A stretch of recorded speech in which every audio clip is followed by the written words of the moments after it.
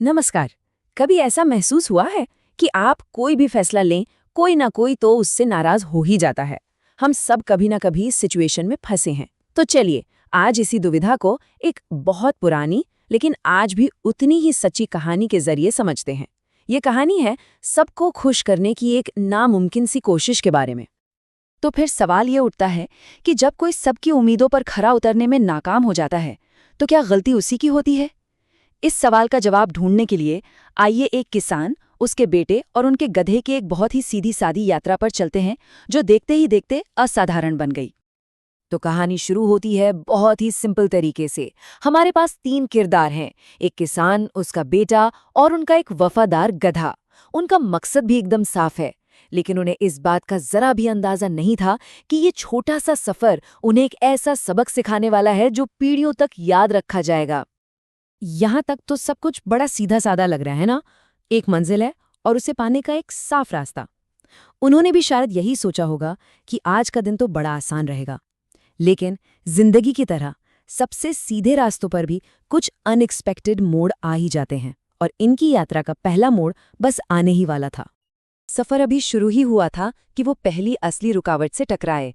और ये रुकावट कोई पहाड़ या नदी नहीं थी, बल्कि उससे कहीं ज्यादा ताकतवर चीज थी, दूसरों की राय।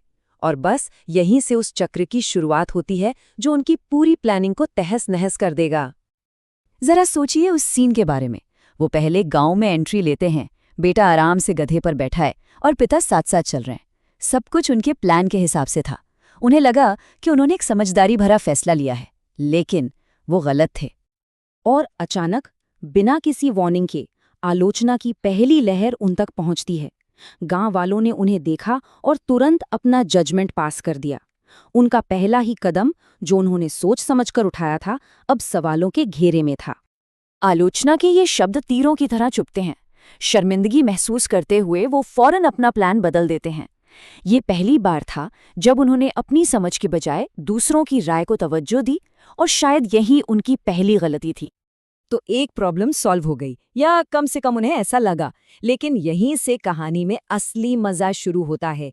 एक सीधी साधी यात्रा अब एक नामुमकिन पहेली में बदलने वाली थी, क्योंकि जब कोई हर किसी की राय को इम्पोर्टेंस देने लगता है, तो वो हर किसी की प्रॉब्लम को भी अपना बना लेता है। तो अब नई स्ट्रैटेजी के साथ वो आगे बढ़ते हैं। उन्हें उम्मीद थी कि इस बार उन्होंने सही काम किया है। पिता, जो उम्र में बड़े हैं, अब आराम कर रहे हैं और बेटा चल रहा है। ये लॉजिकल लगता है ना? देखते हैं। लेकिन हैरानी की बात यह है कि दूसरे गांव के लोग इसे बिल्कुल अलग नज़र से देखते हैं। उनकी राय पहले गांव वालों से एकदम उल्टी है। जिस चीज़ को उन्होंने हल समझा था, वो अब एक नई मुसीबत बन गई। अब वो क्या करें? अब किसान और बेटा सच में कंफ्यूज हो गए हैं। एक तरफ एक राय थी, दूसरी तरफ ठीक उसके उलट। ऐसा लग रहा था कि वो कुछ भी सही नहीं कर सकते। इसी कंफ्यूजन में वो एक और समझौता करने की कोशिश करते हैं। और अब वो तीसरे गांव में पहुंचते हैं। इस बार उन्होंने एक बीच का रास्ता निकाला है। दोनों गधे पर सवार हैं। नो कोई पैदल चल रहा, नो कोई ज्यादा आराम कर रहा।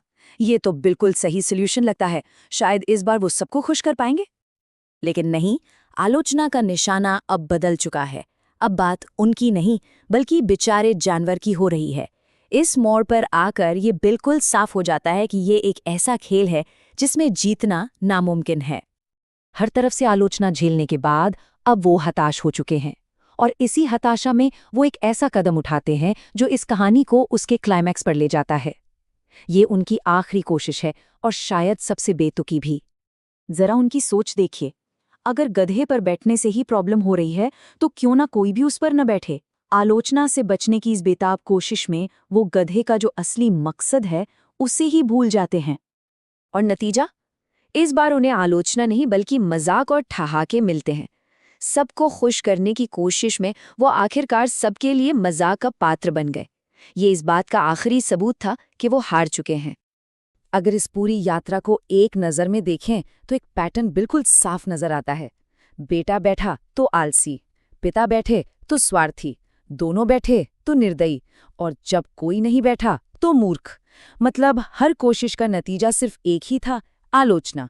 ये एक ऐसा चक्रव्यूह था जिससे बाहर निकलने का कोई रास्ता ही नहीं था। एक लंबी और थका देने वाली यात्रा के बाद वो आखिरकार अपनी मंजिल यानी बाजार पहुंचते हैं। यहाँ कोई उन्हें नहीं देख रहा, कोई अपनी राय नहीं दे रहा, और इसी शांति में उन्हें इस सफर का असली सबक मिलता है। बाजार के शोर के बीच किसान अपने बेटे की तरफ मुड़ता है और थकी हुई आवाज में वो बात कहता है जो इस पूरी यात्रा का निचोड़ है। ये वो पल है जहां सारी उलझन खत्म हो जाती है और सच्चाई साफ नजर आने लगती है। और हाँ, इस पूरे हंगामे में एक किरदार को तो हम भूल ही गए, गधे को। इंसानों के उलट उसे इस बात से कोई फर्क नहीं पड़ा कि लोग क्या कह रहे हैं। वो बस चुपचाप अपना काम करता रहा। शायद असली समझदारी इसी में छिपी है। और यहीं कहानी का असली सार छिपा है। एक ऐसा सबक जो सदियों से दोहराया जा रहा है, लेकिन आज भी उतना ही सच है कि जब सबको खुश करने की कोशिश की जाती है तो अक्सर कोई भी खुश नहीं होता। तो ये कहानी हमें वापस वहीं ले आती है जहां से हमने शुरुआत की थी, लेकिन एक नई समझ के साथ। अगर बाहर की हर आवाज को सुनना नामुमकिन है, तो सवाल ये उठता है कि फिर सुनना किसे चाहिए? शायद सबसे मुश्किल सफर दूसरों को खुश करने का नहीं, बल्कि उस एक आवाज को ढूंढने का है जिस पर भरोसा किया जा सके। इस सवाल पर विचार करना जरूरी है।